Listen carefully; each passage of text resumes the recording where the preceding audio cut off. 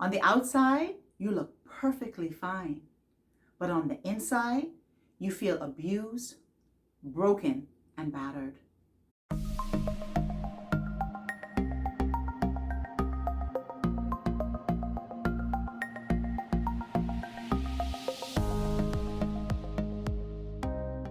Before we get into today's topic, I want to remind you to like, comment, share, and subscribe.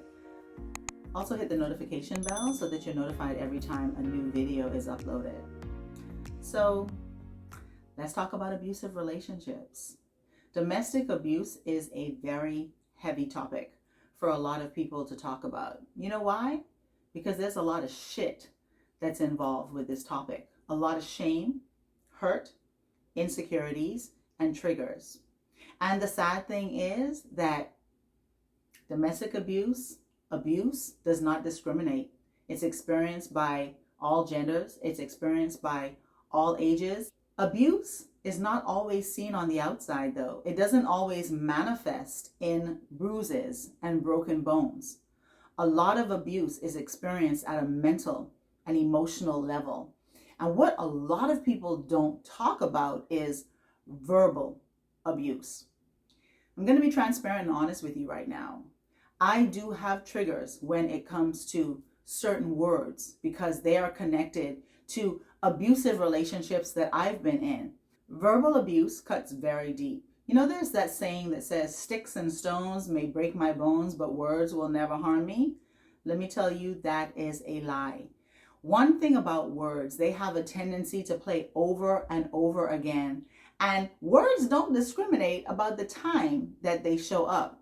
Many people who are experiencing abuse on an emotional and mental level have problems sleeping. They suffer with depression. They suffer with anxiety. And they are triggered very easily. Triggers are very tricky things. They show up out of nowhere. You know, my mother was killed in a car accident. My sister was killed in a car accident. And I'm triggered every time somebody comes too close to a car if I'm a passenger in the seat. And the reason why that happens is because I don't feel like I have control. I'm not in the driver's seat. This is what happens when you're in an abusive relationship. You don't feel like you're in control of your life. You feel very powerless, and you feel powerless to somebody else. If your upbringing was such that you were abused as a child, whether mentally, emotionally, verbally, or physically, a lot of times you find it very difficult to exert your power and your authority, even as an adult, within relationships, especially of intimacy. My last abusive relationship was 2.5 years ago, and it was a marriage. And within that marriage, for the most part, I felt emotionally abused and verbally abused.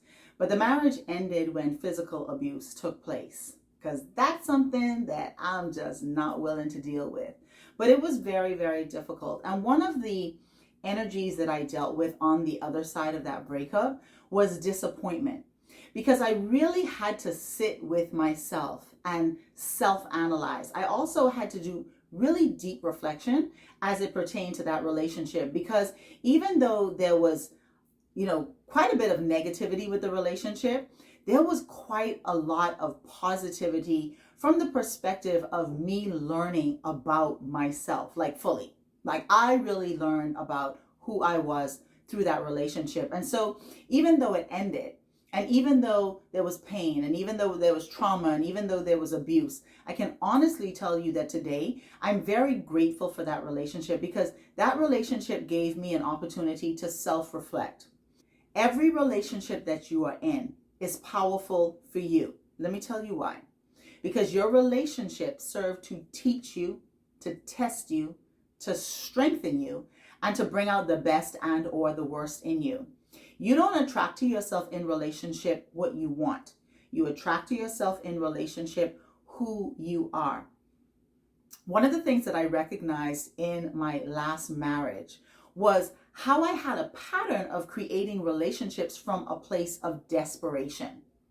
Whatever you build your relationship on, whatever foundation you build your relationship on, you have to understand that that is the stabilizer or the destabilizer of your relationship, right? And so whenever you build your relationship on an energy or a foundation of desperation, which so many people do, especially women, because women are made to feel like we need to be in a relationship, and God forbid you're over 40 and you're by yourself. You feel like there's something wrong with you if you're not in a relationship, because that is the program that we have been conditioned with, right?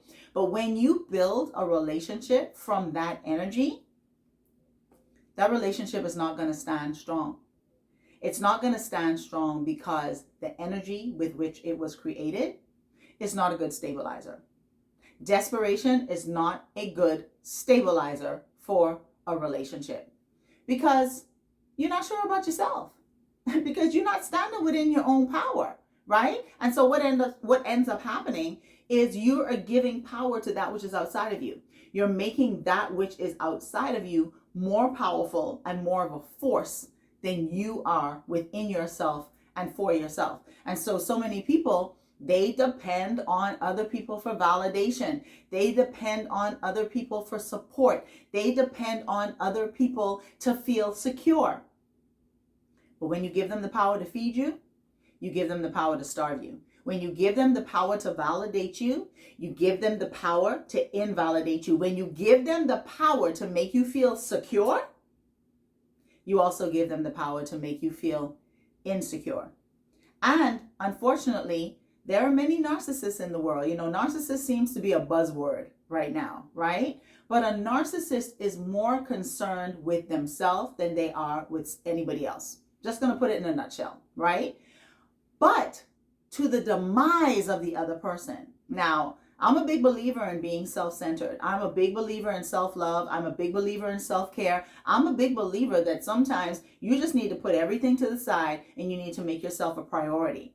But when you're making yourself a priority at the detriment or the demise of somebody else, that's not operating in a space of love.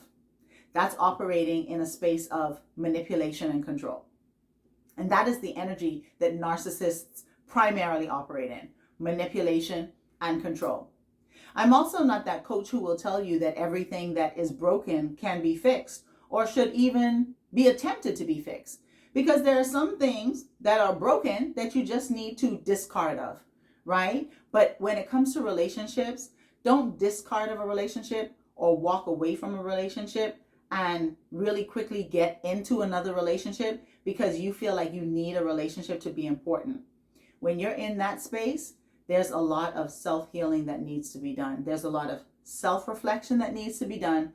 There's a lot of alone time that you need to take, that you need to give to yourself to become whole, to understand why you do what you do. Because if you don't understand why you do what you do, then you're going to keep repeating cycles.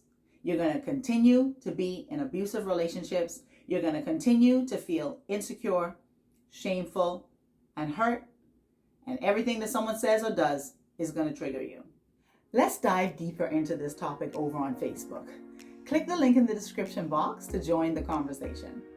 I am committed to supporting you on your mental and emotional wellness journey. If you need support with that, then click the link in the description, go on over to my website, and let's talk one-on-one. And until next time, remember, if you desire it, then you deserve it.